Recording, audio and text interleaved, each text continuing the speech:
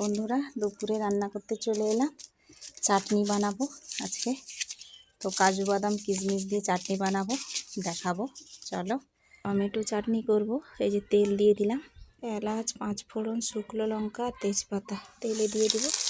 Tomato দিয়ে দিলাম, লবণ, কাজু বাদাম। সে টমেটো চাটনি খাবে। টমেটোটা সেদ্ধ হয়ে গেছে, হলুদ দিয়ে দিলাম। এর রসটা একটু মরে যাক, দিলে কিশমিশ দেব। যে কিশমিশ দিয়ে দিলাম, এটাকে নাড়বো একটু। তারপরে চিনিটা দিয়ে দিব, অল্প চিনি দেব। টক মিষ্টি দিলে ভালো লাগবে খেতে। এই যে আমার চাটনি রেডি হয়ে গেছে, নামিয়ে নেব। যে চাটনি রেডি।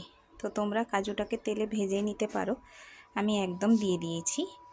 এরকম করে তোমরা খাও, করে ভালো লাগবে অবশ্যই।